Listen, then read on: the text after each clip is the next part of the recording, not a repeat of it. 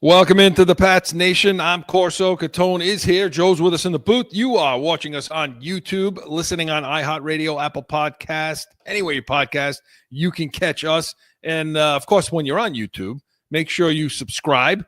Give us that like, that thumbs up. That's what we ask for. We always appreciate. And there's a little clicker thing there, right? Joe's got on the screen. So subscribe. All that fancy schmancy stuff, right? But and leave us a comment. And if you want to talk with us, you can leave us a message in Heated Hotline, 855-313-PATS, P-A-T-S. It's a message line. Leave a message 24/7. Joe will pick one. Let's let it be yours. Have a take. Or you can email us in our mailbag, corso.catone@gmail.com. Hey, we got one topic today, and it's Pat's preview. Wow. And what we're going to be doing, yes, because we're going to be coming into training camp, and what we're going to be talking about is our corner breakdown to finish off the all the position rooms. We want to break down the corner position, and then coming into camp, we want to talk about our pre-camp roster rooms, and some of these competitions for all these different positions coming into camp. And I want to take a little bit of a trip around the NFL if we have time, a little preview of the AFC and NFC, and who are the who are the teams that are going to be looking up at us, in the AFC, Mark.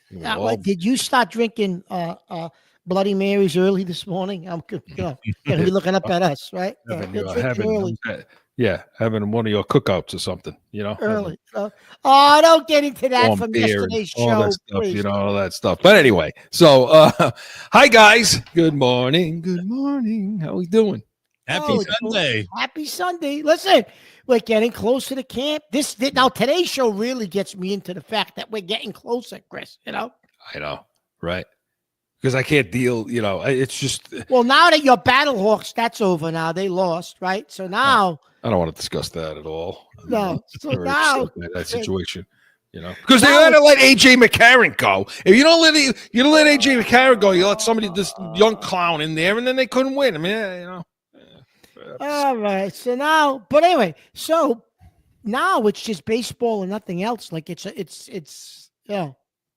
Well, it's crunch time now. Hey man, it's always football. Right, guys? Always football. It's always football all the time. Always. Oh, 24/7 football. Absolutely. So what do you think? You ready for Pat's preview? Let's go. Let's do it. Right, Joe? Let's do this. Pat's preview. Okay, Mark. Let's talk about the cornerback room. What would you say? Yeah. Okay. I have to pull out the I have to pull out the Rothsteins for this. I gotta find a good audio clip to putting on Rothsteins. the putting on my glasses song. Is this what you want to come up with? Okay, that's nice. See how they like to make fun of me, everybody out there. All right, so Mark, here's the deal. Talking about this corner room, we handled all the positions. We didn't do the specialists. I mean, do we really want to talk about kickers? I can't stomach that. Nah, I don't think so. We don't need to talk about the kickers. I don't think we do. But what do I know? So the guys, I think they're going to keep 6. In my opinion. Yeah, I think they'll keep 6. Now, the two obvious ones. Are going to be obviously Christian Gonzalez, of course, and Carlton Davis, right? Yep. Those are going to be your two boundary guys. Those are the guys that are going to be on the outside and all of that. Now, what happens in the slot? I'm going to tell you something, Chris. I think this is going to be a competitive summer with these guys. This room is going to be very competitive to see who makes this roster, Chris. I'm going to be honest with you. Well, because it's first of all, you're always dealing with injuries. Every damn year with this team, we always have a corner go down. Always, and knock on something over here. We don't want that to happen, of course. But you're right. Every year, there's always something, and so it was a problem with the. What we had a couple of years ago, and they were all hurt. Gonzalez was hurt. Bolt Jones were hurt. Marcus Jones, Jonathan Jones. Would you brought up Jonathan Jones? Would you have brought him back, Chris? No. Okay. No. All right. He was a good slot corner, and I get that. But because he wouldn't have cost you a lot of money. There's just so much mediocrity on this team. Okay. And we started to think, I mean, you fall into the trap. We've fallen into this trap like everybody else has, where we're starting to value mediocre players and grade them and say, what are we going to do about Jonathan Jones? I mean, it's not good enough. And I think Vrabel, when he walked through the door, I think that's the first thing he looked at was the defense. He must have watched tape and said, yeah, this kid's not good enough. We don't need him. Yeah, I don't think the first thing he looked at was the offense. I think the first thing he looked at was the defense. Oh, I do too. Well, look at what they did in free agency. And listen, yeah, I get what they said. Well, it's because guys that we were looking at in free agency on the offensive side of the football just didn't become available. So it just so happened we spent the money on the defensive side of the ball. I think that's a crock, Chris. You're right. He's a defensive guy. He looked at – I think he noticed when he came in there, Chris, what you said for the last 2 years, how bad the defense was at certain positions, and he addressed those positions in free agency. Yeah, that's right. But with this situation, so, okay, Gonzalez and Davis are going to be Gonzalez and Davis are locks. Who plays the slot? Who plays the third corner, the inside corner? Got to be Marcus Jones. Yeah, I mean, that's got to be your starter there. Yeah. So to me, you're talking about, and by the way, you go to bed with, safer thoughts too. Well, Marcus Jones, Chris, okay, so he's going to be your slot corner. How many games is he playing? Right. That's the problem. He's always hurt. How many games is he playing? He's so undersized, Chris. He's always hurt. That's a problem. So it is a problem. It's a huge problem. And so that's why. Who's going to be your backup slot guy? Is it going to be Austin? Alex Austin? Well, I think so. I mean, because Austin's one of these guys. Austin would be a third boundary guy. Yep. So he's going to be able to play your third boundary spot. So I think he makes this team. Because he's got some versatility, right? Right. He could play inside. He could play outside. So he's going to be, again, he's projected as the third boundary corner, but he can back up in the slot. Yep. So Austin. So to me, you're going to have Gonzalez. You're going to have Davis. You're going to have Austin. You're going to have Marcus Jones. Marcus Jones will be your starter. That's 4. Okay. Now, to me, people say, well, why you keep it 6? You should keep 5 corners and maybe 7 receivers, and you try to do it that way. But with the injury, No, I think with our injury history and with Marcus Jones' injury history, Chris, I think you're right. You have to keep 6. And I'm going to be honest, Chris, I don't know if Carlton Davis has played a full season either. Yeah. The last couple of years, he's Detroit. He's a little injury prone where he misses 2-3 games a year as well. So you can't count on him being there for all 16 either. Right. So again, because now you're sitting there. I mean, you used to have some players that you could say, all right, well, if we need to play a corner, safety in a corner spot in a pinch, but you don't have that much anymore now. You don't have those safeties anymore. No, you don't have those type of safeties. So I mean, and so now you're sitting there saying, so who are the other corners? I think it's Bolden, and I think it's Dial. Now Marcellus Dial, Chris Dial, however you pronounce the last name, he was somebody when he was drafted. I was high on him. You said, Mark, he's got some potential. This kid. I like him. I think, and I also think he's a guy that can be a boundary guy as well. I think this is a guy that you could put on the outside. I like how he paddles back. I like how he turns his hips. Mm-hmm. I also like how he comes forward. The problem with him at times, he loses coverage sometimes. When he's getting into phase, his phase coverage sometimes he gets lost. It's ghosted. Where the receiver kind of gets that last second separation, and then he can't go in high point balls that way. So that's the only problem with Dial, and he missed a lot of tackles last year too, coming from the outside in. And again, Chris, I think this is a room too. You look at this room and you say, okay, so what type of coaching did they get last year? That's yeah. Like you said, he missed a lot of tackles and this and that. But what was the coaching like for a kid like him who needs, he's young and inexperienced? Because that crap's not going to be tolerated. No. Absolutely not. You can't. You're not going to be able to. If you can't say, look, if you're a corner and you're not sound tackling on the edge and you can't set edge. Look, you have to be a force player. So you have to be the guy. You have to be the guy that's done. He's the last edge guy. You got everything's going to get forced back in. And Dial had some problems doing that. And I think Bolden, if you had Bolden to say, is also another versatile guy, Chris. I can give you some special teams, right? Right. Well, that's the thing. So if you had to say, if you were asking me, okay, you were holding me down saying, okay, Dial or Bolden, who's it going to be now? Who? It's going to be Bolden because of what you just said. But that's also, Chris, why I think they'll keep 6, because Bolden is a quasi can play special teams, so that's why you would keep 6, because he can give you both, and if you get some injuries in the corner room, he's got a little bit of flexibility as well, but he can play special teams, Chris. So that kind of gives him a leg up on a lot of these other guys. I don't know if anyone else in the corner room's playing special teams, except Marcus Jones obviously can return punts and kickoffs for you. Well, that's the other thing, too, that I was going to ask you. Do you think, because you would see previous regimes take a guy like Jones and then you say, well, why isn't he returning kicks? Why isn't he returning kickoffs? How do you think they're going to handle that? Because he's injury with prone, Marcus Chris. Jones. Right. That's what I'm asking. So how do you think Vrabel and company and Williams are going to handle this? I honestly think, Chris, if Vrabel doesn't have to use him as a return specialist or as a kickoff guy, I don't think he will. I think he would want him to be. Listen, you're an athlete. That's great.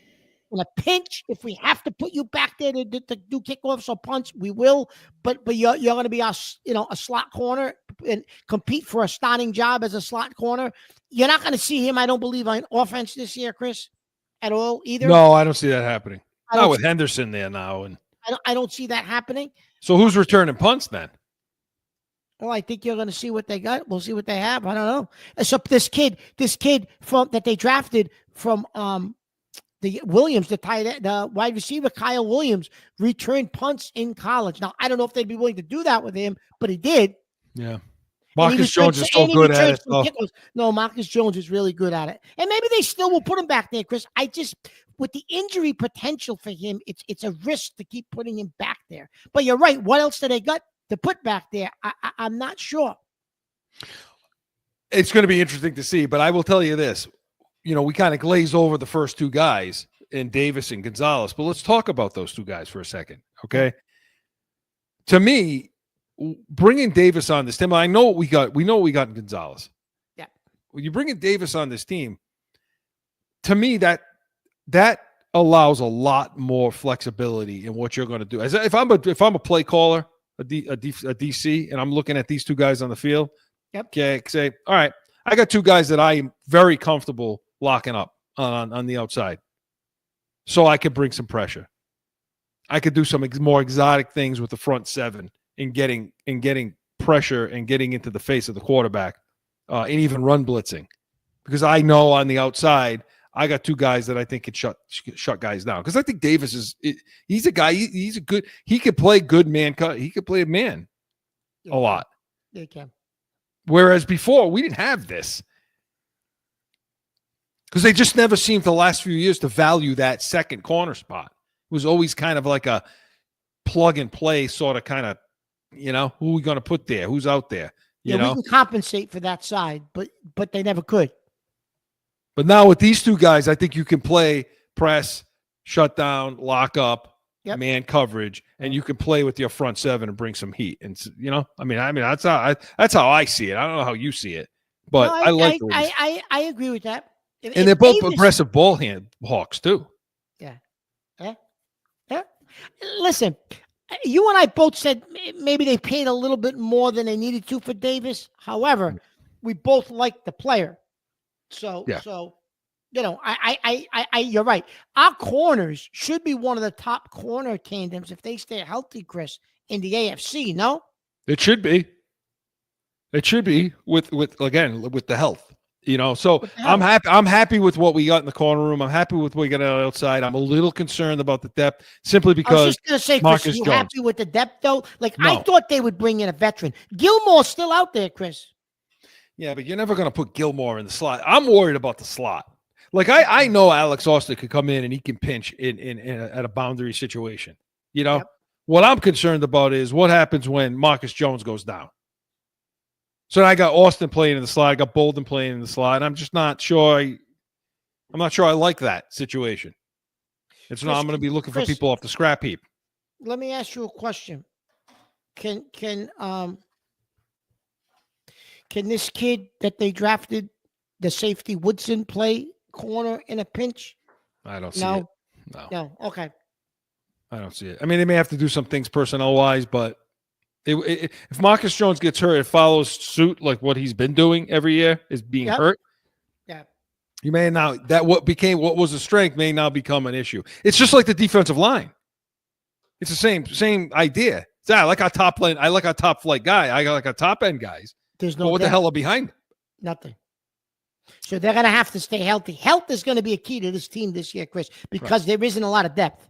No, and that's what happens when you're rebuilding something. That's what happens when you're trying to build basically from the ground up. But to be 6 corners, those are the guys I think we're keeping. So we'll pay attention to what this corner room, what that battle is like in camp. But this portion of Pat's preview was presented by Corso Catone, the real deal, New England feel. Saturdays, noon Eastern. We always have everything. We got Catone's comments, Yankees, Red Sox, B's and C's, of course, Patriots talk. So make sure you're tuning into that. But we come back, going to continue in Pat's preview. No flipping. Guess what? I got a fever. And the only prescription is more Corso and Catone. Saturdays at noon.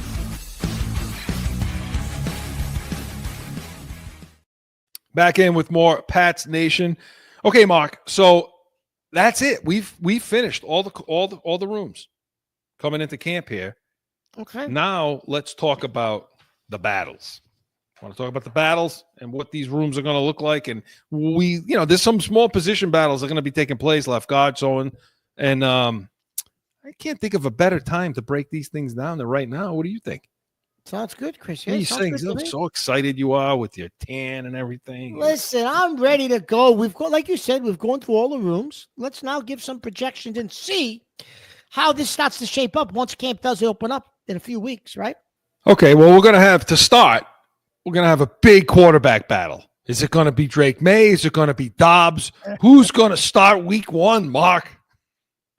I don't know. This is a tough one, Chris. I mean, Dobbs has a shot if he shows well, you know? Yeah, well, May's the starter, obviously, right? Yeah. But let's go to the running back room, okay? And this is interesting because obviously, they paid Ramondre Stevenson. You and I think we haven't said it because I don't know if we're trying to be diplomatic about it. I don't know what our deal is, but I'm just going to say it. I don't care if they cut this guy tomorrow, I'm not losing sleep over that. You? No, I'm not. And I don't know. Do you think that Vrabel would pull the trigger? I don't think he'll cut him, Chris, in camp. I think if they were going to move him, they tried to get a draft pick back for him, some kind of something. I don't think they would just say, "Oh, he's a cap casualty." Not the money that you're paying him. You would probably have to try to get something in return for him. Yeah, they overpaid. What are you going to get? Absolutely overpaid. But the way it's shaping out, okay, is that they keep 4. That's typically what you would see. Now, I think Stevenson is their early down backs. I mean, this is what he's going to be. He's going to slot into that spot of the early down back, right? Yeah, and Henderson is going to be your passing down back, right? And then you had said that he was watching James White film. Yeah, he was watching White film, and he's so yeah, they gave him a big dosage of James White and said, "Watch this."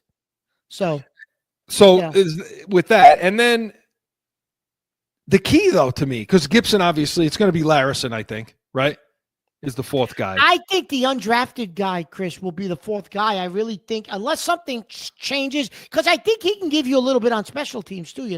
So yeah, I think he'll be able. He kind of can back up both roles, can he? Yeah, he can back up both roles. He's versatile. Can do both. He can do both. So I that's why I think, Chris, he'll be your 4th running back. I do. Yeah, because if you have an issue with Henderson, if you have an issue on a passing down, I think again, provided blitz pickup is a huge thing. Pass protection is a big thing. People don't really think about that when you think about the running backs. Say, well, who's getting the ball on first or second down? Who's the third down back? Who's the James White, the Vereen role? Where they're getting the ball in the backfield. Yeah, but who's picking up the pressure? Especially with this offensive line, we don't know what's coming with these guys. And Chris, we both agree Antonio Gibson's on the roster. Yeah. As one of the backs, right? Yeah, absolutely. Yeah, I think the four of them are going to be Gibson, Henderson, Larison, and Stevenson. But I'm telling you, I like what, at least in minicamp, what Larison was showing. Yeah. And I think there's a possibility that at some point, look, if Stevenson puts the ball on the ground the way he was, Vrabel's not going to have any issue with sitting his ass down. Not one. No, because I think you have enough versatility now in that room where you can replace him with guys, even if it's by committee. But Larison, Chris, here's the thing with Larison. So a lot of people thought, after the OTAs, they're like, well, this kid's going to end up being on the bubble. He's someone that could make this roster. He's going to show a little more, blah, blah, blah, blah. But here's the thing, Chris. No one else in that running back room is going to be able to go on special teams. And I think he can contribute on special teams. And that'll help him make this roster as the fourth running back, Chris, because I do think his skill set will translate to special teams. And if he can do that, that's his way on the roster. Because if you remember when Edelman was a rookie, Edelman made the roster, Chris, because of special teams. Right, yeah. Right? Yeah. It wasn't like they projected him to be a guy that was going to catch 80 balls eventually. Like it was, hey, this kid's got some versatility. In a pinch, you could line him up as a wideout, but he helps with special teams. He does different things. I think this kid Larison, Chris, is similar. So that's back.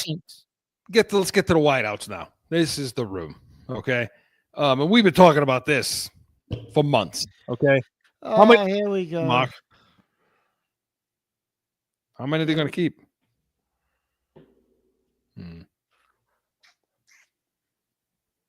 Well, let me think. I think they should keep. I think they should keep 7.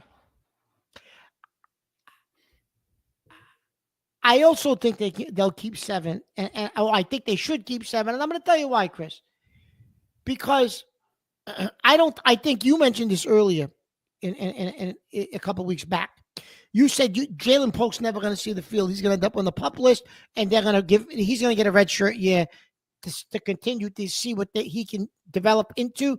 And then next year would be the year where make it or break it or you're released. They won't do it this year. They'll put him on IR because he's coming back from injury. Or they'll start him on the PUP. And depending on what the receiver room shows us, you said you probably won't see Polk, right? I don't think so. No, I think he's coming back from that shoulder surgery. You still think Diggs could be on the PUP? I think he's going to be. Yeah, I don't think Diggs, Hollins, maybe Hollins will start week 1.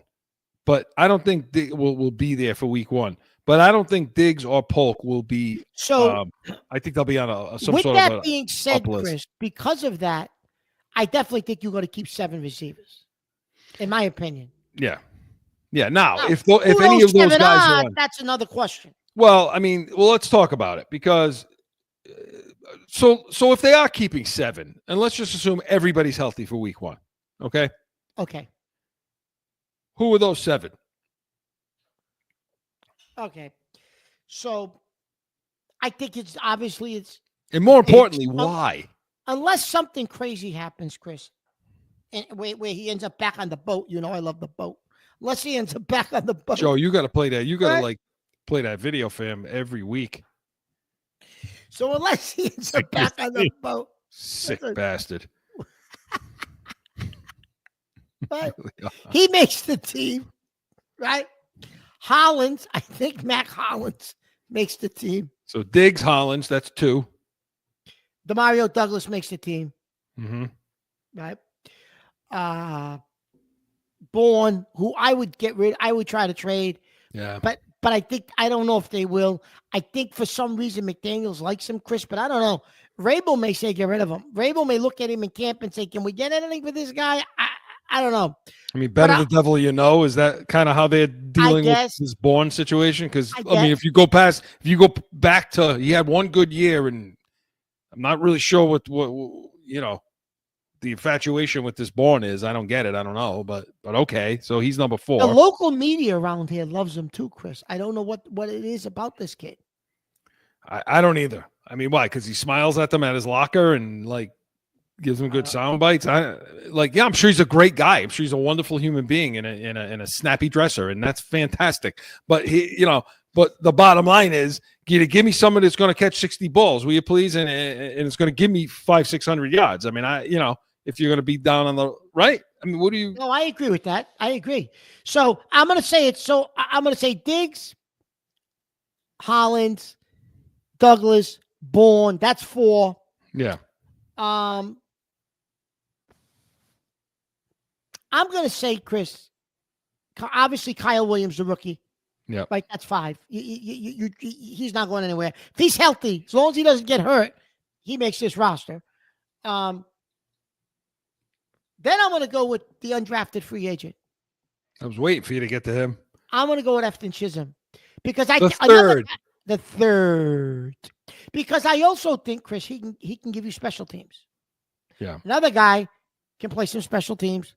Versatile. However, he led all wide receivers, Chris, in the OTAs and receptions. Did you know that? I know.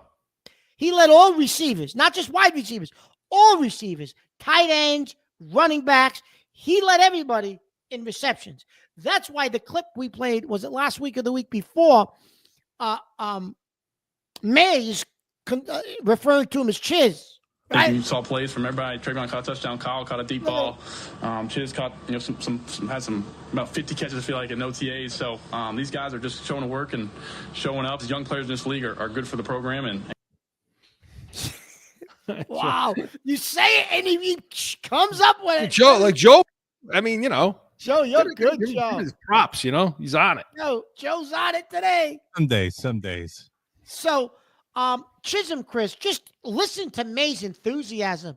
The kid obviously showed up in OTAs. There's no question. So I say Chisholm. You know who I think is the most enthused about him is McDaniels. Yeah. I think McDaniels loves this kid. Well, Chris, because you saw the route, the route that they ran in the end zone, and I know we talked about this last week, I think. Yeah, whip route, return route. That whip route in the end zone that they were running at OTAs, you said, Mark, that's exactly what McDaniels expects that to be. And Chisholm did it the way McDaniels expects it to be done. Chisholm was the only one that did it the way he expects it to be done. And there were 2 things that we got from that drill that day. Yep. One, that this is the crispest, cleanest route runner on the team. Yep. Okay. I guess maybe with the exception of Diggs, obviously. Yep. And 2, that Diggs isn't ready for week 1. Yeah, you picked up on that real quick. You said, replay that. Like you watched it 5-6 times. And you're like, yeah, no, Mark, my prediction's going to be right. He'll be on pup. He was not pleased with how he came out of that break. And for those of you, the whip routes that you start inside and you jab down with that inside foot and you come straight out to the outside. And you want to be on a line because you want to create that separation from the corner. And the more you round it, the better chance the corner has to catch up to it.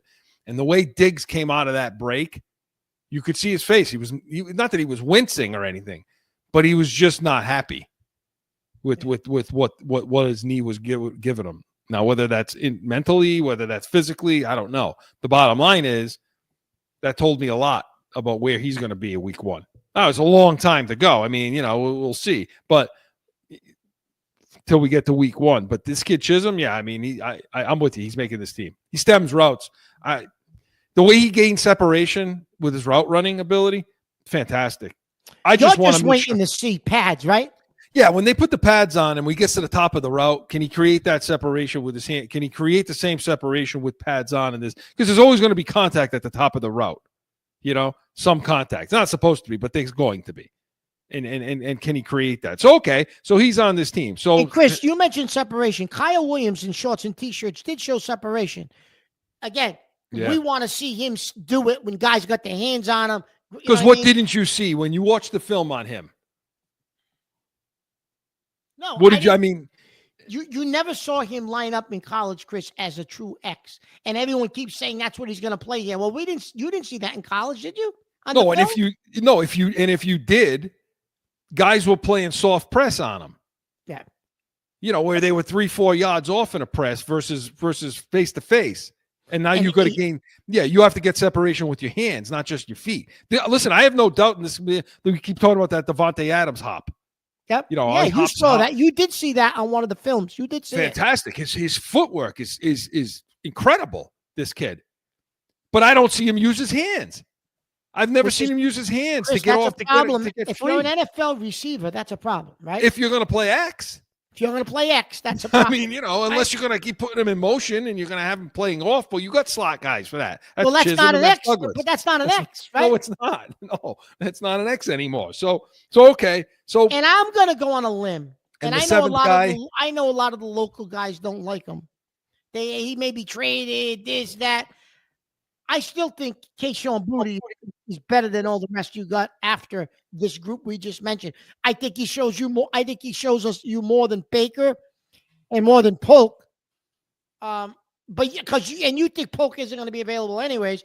So I definitely think Boutte should make this team unless Baker shows up, Chris, in training camp. It does something that we haven't seen. Because he didn't show it in OTAs. Again, he really didn't do much in OTAs, Baker. Yeah. Boutte makes the team. Yeah. So my 7 are the same. I got Bourne, Boutte, and I don't want Bourne, but it's going to be Bourne, Boutte, Chisholm, Diggs, Douglas, Hollins, and Williams. Now, if Diggs, and that Baker's the odd man out, and Polk also. So if they're all healthy, they're going to try to put Baker or Baker on the practice squad if they're all healthy, in my opinion, because those guys will survive. Those guys will survive to the practice squad more than Chisholm will. Oh yeah, if Chisholm shows anything, Chris, in training camp like he showed in OTAs, he'll never survive. He won't be on your practice squad. He'll never survive. Let me ask you this, Chris: if Diggs ends up on the PUP, that means do you only keep 6? No, that'll until be their he's way. Healthy. So you're saying Polk is available, but Diggs is not? Yes. Then Polk will end up. They'll keep 7 at that point. Well, because now you're looking at the position too, because he's playing the Z. Okay. So who else is in that position besides Diggs? Polk's one of those guys that would be playing the same spot. All more right, so Diggs than is Baker. On the PUP and Polk is healthy. You think Polk makes the team because of the position? Not Baker.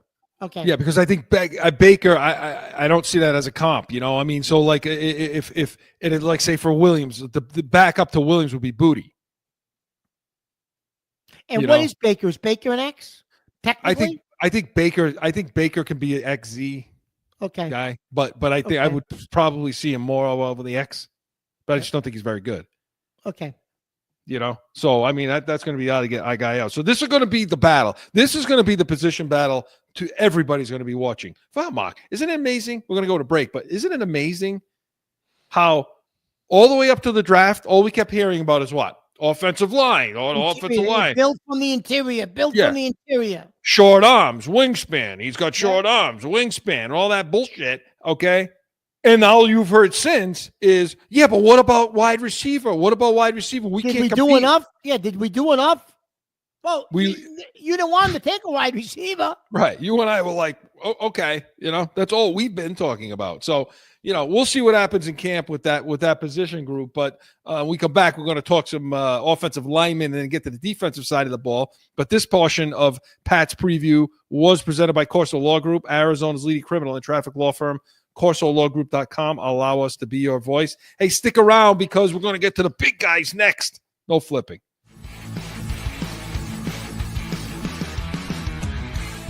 No one ever thinks they will be in need of a criminal or traffic lawyer, but things happen. Corso Law Group is Arizona's leading criminal and traffic law firm. Call or go online to CorsoLawGroup.com and talk with these expert attorneys.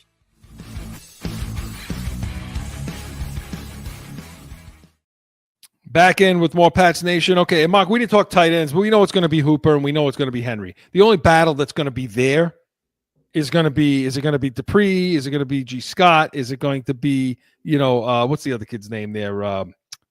Is it Westover? Is that? as to who is going to be the third, if they'll carry a third. Is it going to be Westover, Jaheim Bell? Is it going to be Dupree? There'll be some battle at tight end. Yeah, there is going to be a battle at tight end, Chris. But it's going to be Hooper and Henry. I mean, those are going to be your tight ends. Let's talk about the offensive line. Now, 9, I say 9. They're keeping 9 guys, which is what I think would be typical, especially for this team with the question marks that they have. So at center, you're going to have Bradbury, right? Okay. Yeah. He's going to be a starter. Bradbury's making this roster, yes. And Jared Wilson, the rookie, is going to back him up, right? Yep. And I'll tell you what, I think he's going to become a great center too. By the way, this Jared Wilson, this kid Wilson, yeah, I think so. And don't count him out for the left guard spot this year either. Wilson. Well, yeah, I guess, yeah. Well, because you had the kid that retired, right? Was supposed to be your left one. Was supposed to be competing for left guard. He's not around. Right. Correct. Yes. So that's just going to be your center spot. It's going to be Bradbury. It'll be Wilson. They work. Cole Strange could be a depth guy there if you need him, I guess. Yep. He bulked up some, and I think that was for the purpose of playing guard. And then we go over to left tackle. It's going to be Will Campbell. I mean, that's who they drafted for that spot. That's who's supposed to be. I don't even think that's a question, Chris. Now, backups to him, we'll be looking at swing guys, Connolly, the rookie. You're talking about Caden Wallace. Is interesting because he was another undrafted guy, right? Yeah. Yep. So now that's the third undrafted guy that we've talked about possibly making this roster. We talked about Lyerson, we talked about Chisholm, and now this kid Connolly. That's saying something, Chris. Now that's the third undrafted guy that we think could make this roster. Well, it's saying two things. One, it's saying that, Jay, they're pretty good at picking out these undrafted guys. And two, your room sucked so bad before. It sucked so bad before that this is what you're left with, I mean, last year starting tackles, Vidarian Lowe and Jacobs, I think those two guys come up short. So now let's talk about that. So we know it's Will Campbell, but who we keeping as the backup tackles? I say it's going to be Caden Wallace, and I say it's going to be Conley. I think Lowe and Jacobs are gone. Chris, I was going to say to you, if that's the case, though, they're gone. Well, because there's no versatility with them either. You see, because if you keep Conley and you keep Caden Wallace, those are guys that can play guard as well. Yeah. But you're not going to put Lowe or Jacobs at guard. And they both stunk at tackle to begin with. Yeah. Yeah. No, I think those two guys are done. I don't think they're making this team after camp. You don't think Vidarian Lowe gives you a little bit of flexibility? At one spot.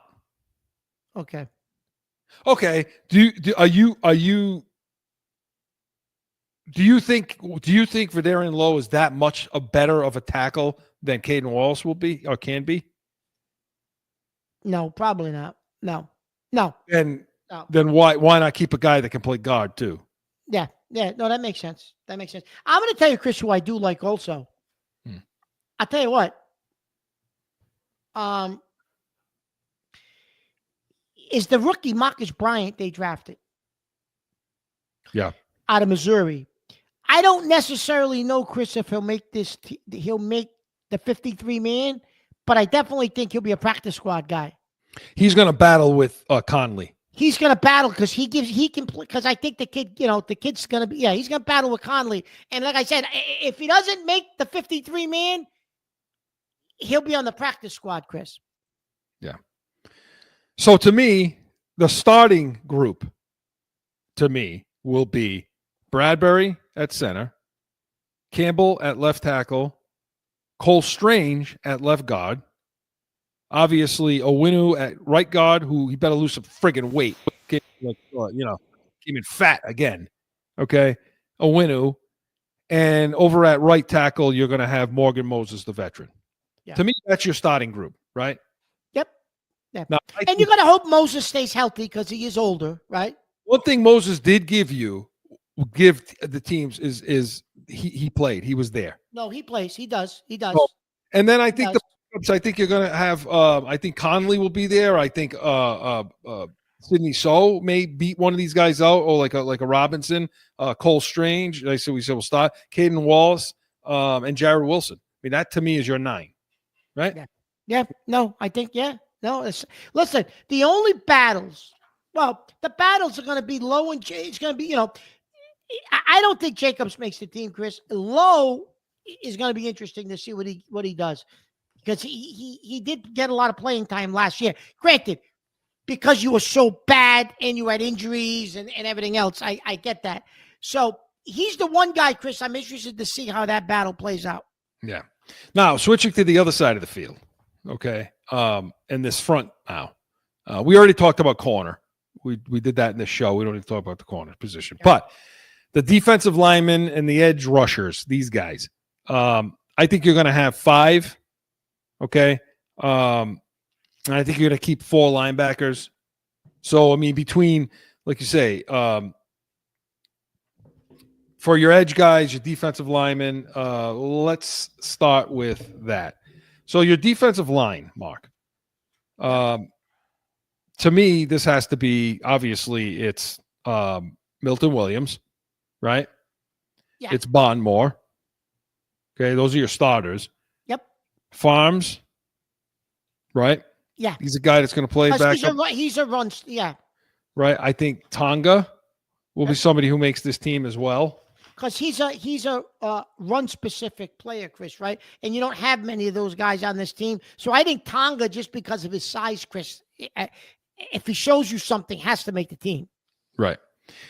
And I think that will be your interior that you're looking at. Now, we're not talking about the edge yet, but that's, to me, your interior. Because you got to keep a guy, like you said, like Tonga, because of the run. Because you're small. Did you mention the rookie from Florida State, a Farmer? Farmer, sorry. Yes, I didn't mention him. But, yes, he will make this team as well.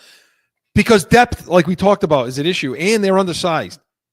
So you got to stop the run with these guys. And I don't know about the question marks are going to be Will Williams, Bondmore. Those were not run stuff from, these guys are going to be asked to play more downs than they've played in their past. I was just going to say that, Chris. Williams, because of the amount of depth and versatility Philadelphia had on the defensive line, didn't play a ton of snaps, was very productive when he was on the field, but he wasn't counted on playing, X number of snaps because they had so much depth on that defensive line. So we have to see, can he be a run stuffing guy? Can he play more snaps? And can Bondmore do the same thing? Yeah. Because the last thing you want to have to deal with is putting Tonga on the field and get yourself now in an odd front where you're playing nose tackle out there. That's not what they want to do. So we'll see what happens there. Now, on the edge, Mark, you're talking about Landry, Swenson. Landry and Keon White are going to be your 2 edge guys. Yes, they should be, yes. Okay. Those are going to be your starting edge guys. Yes. Swenson, I think, makes this team. Yeah, I definitely think he makes the team, yeah. Which, to me, puts Jennings at jeopardy.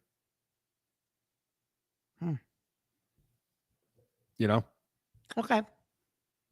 But then you also have Chasen too. But now Chasen, Chris, I was going to say I would include him in the rotation because I think Chasen is going to have one of the top spots in the pass rushing rotation. I think you're going to have Landry, Keon White, and Chasen will be your 3 top guys, Chris, in that pass rush rotation. Yeah. And then Jennings and Swenson are backing that up. Yes. Jennings and Swenson back that up. Yep. Because we're expecting a lot from Keon White this year. I mean, he ran his mouth pretty good. Especially the way he was talking. What did he say? He's finally getting coaching, right? Like he's doing a good job of saying, like, this is what you need to think of. This is your thought process. And that's something I don't think I had before and what I was missing. So did it feel like you were maybe going on prior experience or maybe were you just like overthinking or how exactly? I've been training myself. And now I feel like I have a coach. I've been training myself, he said. Now I feel like I have a coach, he said. Well, let's hope he can back that up. But that's going to be your front You know, and then as far as the off-ball guys, the linebackers, Mark, listen, you know, Gibbons, Spillane, Ellis, those three for sure. Tavai, he's a bubble guy. He's a bubble guy. Now, imagine. Well, Chris, he's more of a downhill guy, right? Downhill thumper, not a sideline-to-sideline athlete. So, listen, there is value, Chris, in having a guy like Tavai on the roster. God. Let me finish, please. I know you don't like him.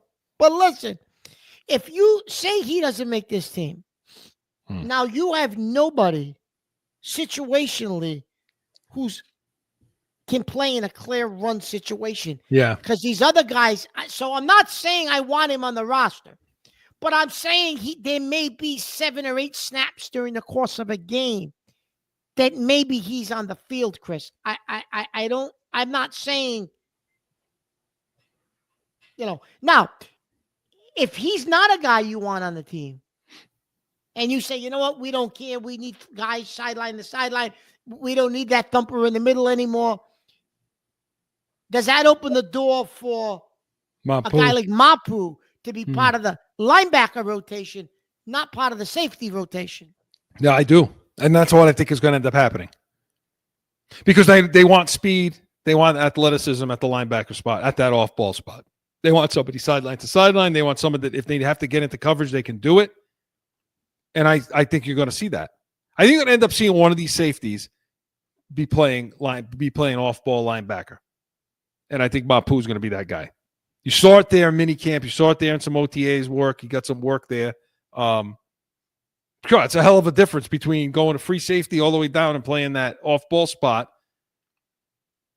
But I'll take that over Tavai. And now Tavai, Chris, who knows? Maybe he ends up on the pup because they said he did go down and had sustained a pretty good injury at the end of OTAs. Who knows? Maybe he's on the pup, Chris. Right. Anyways, and that saves him for 4 or 5 weeks. You know what I mean? It does. To see what your linebacker room looks like. And then lastly, we talk about the safeties. Okay. I think they keep 5. I think it's going to be Duggar, Peppers, obviously, Woodson. Those are your top 3. Okay.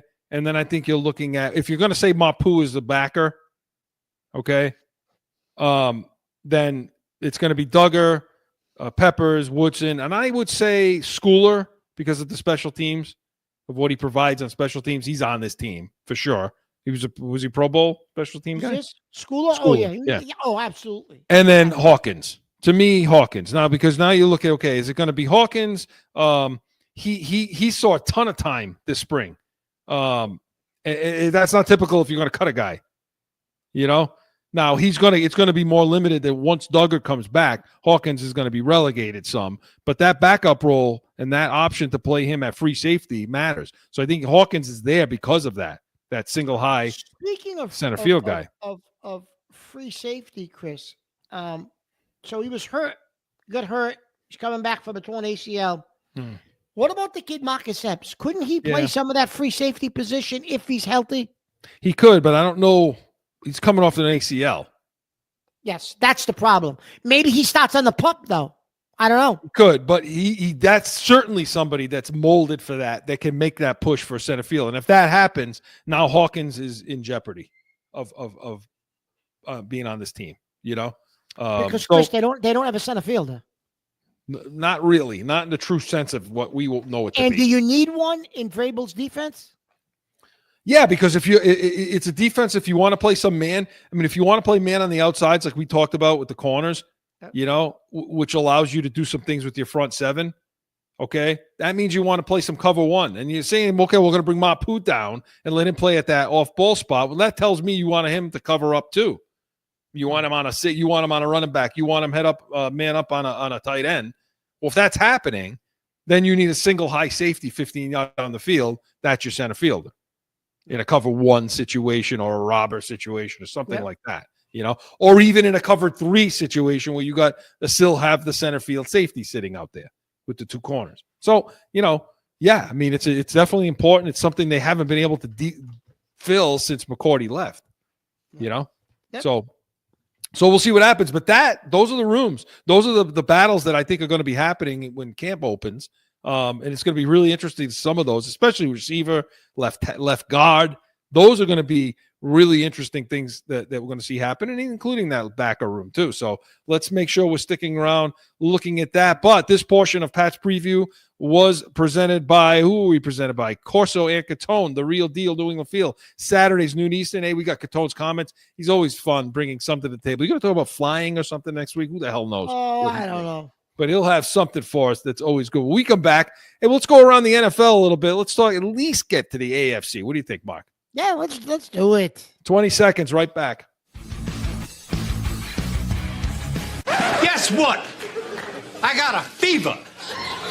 And the only prescription is more Corso and Catone. Saturdays at noon.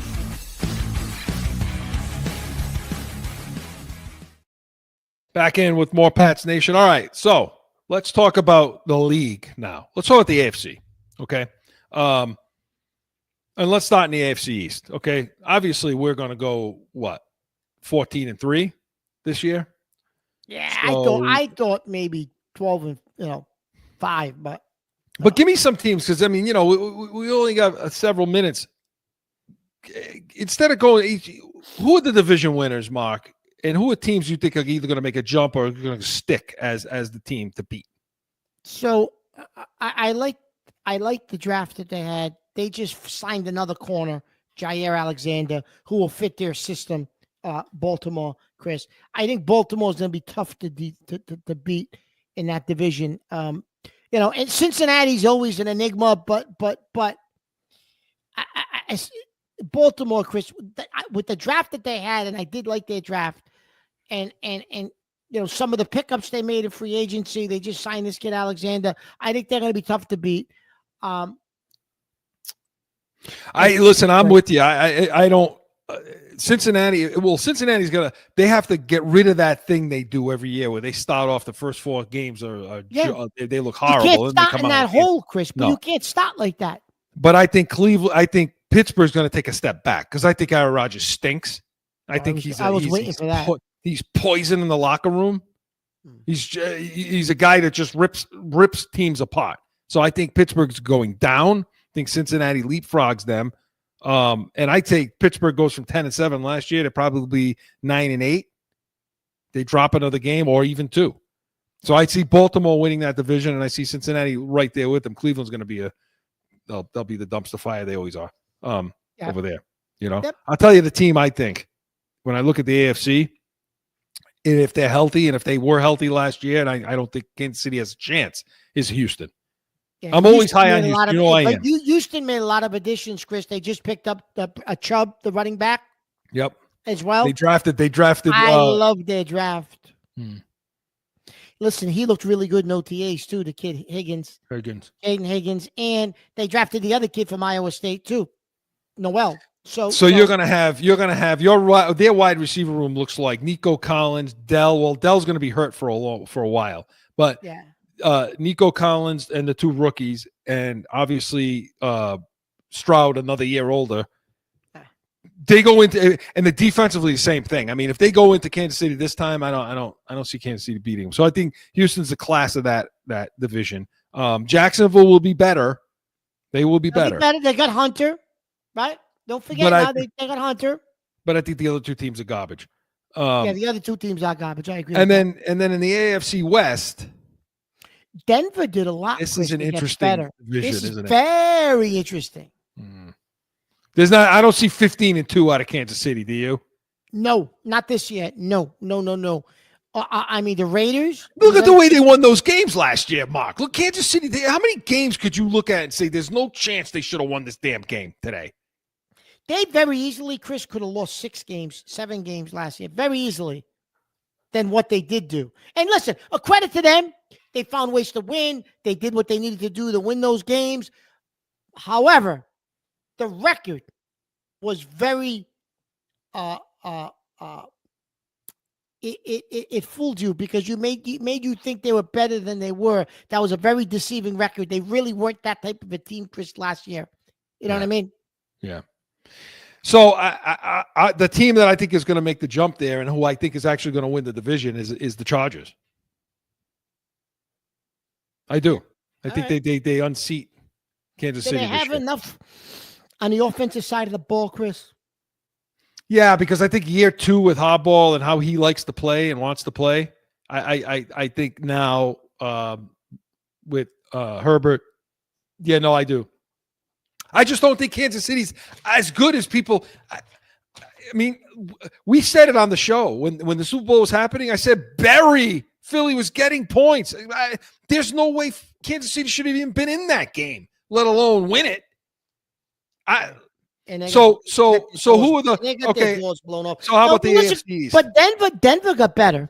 They did get better. So right? That means they're going to challenge. That means that those are tough games now. Oh yeah, City. Yeah. Those are difficult games. Yeah.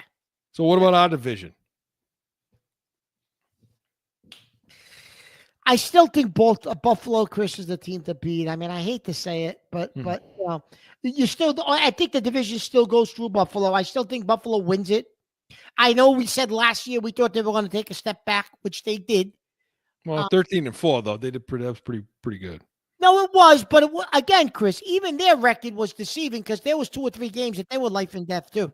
Yeah, right. And that last one they weren't trying, and they really should be 14-3. Yeah, that's true. That is true.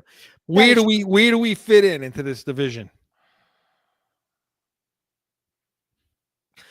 Listen, I mean, you and I both had them at what 9? Yes, 8 and 9 or 9 and 8, 9 and 8, 9 and 8, 9 Joe, and 8, 9. Joe had him. Yeah. I think, Chris, you could compete for second place in the division with that record. Yeah, I think so. If you win 9 games, Chris, I think you're fringe wild card, but I think in this division you probably finish second if you win 9 games. No, I think Buffalo's going to win 11 this year. I think they're going to drop 2 games off last year, and I think 11 still wins the division. Yeah, I do, and I think New England comes in. You're right, like 9 and 8, and playing for a wild card spot. Yeah. So okay, so you got Buffalo wins the division, Baltimore, Houston, and you still have Kansas City. Come on, hurry up. I'm going to pull a surprise. I'm going to say Denver wins the division. Wow. Okay. So you got that. I'm going to say Denver with I think that the coach finally has his offense in place there. So who are the wild card teams then? Who are the 3 wild card teams? The Chargers. 3, right? 7 teams get in? Yeah. Chargers. Cincinnati. Yeah. And Miami. Miami? See, I think Miami's going to go backward. I'm kidding. I think they're a secret. I said that for Tony Montana, the coach over there. You like him. I honestly think, Chris, the 3rd wild card team is going to be a battle between New England and Jacksonville. Okay. So we got Buffalo, we got Baltimore, we got Houston, we got Denver for you, and then the wild card is the Chargers, right? You said the Chargers, and who was the other? I said the Chargers. I said, Jesus Christ, I don't even remember now what I said. Is it Pittsburgh? Is it Cincinnati? Cincinnati, Chargers, Cincinnati, and I said it would be between Jacksonville and New England. Ooh. I say New England makes that 7th spot in the wild card, and we're going back to the playoffs. All right. So that's it. That's our summer breakdown of some of this stuff. But make sure you're sticking around because we're going to have so much more coming up. But the Pats Nation was presented by Corso Catone, Saturdays, 12 Eastern. Hey, we're going to have some summer special shows coming up. So make sure you're tuning in. A lot of fun. Fan mail frenzy and all sorts of things like that. And that show and this show. And make sure you're tuning in. But anything you bring to the table, we will be ready. We are the Pats Nation. Enjoy your Sunday.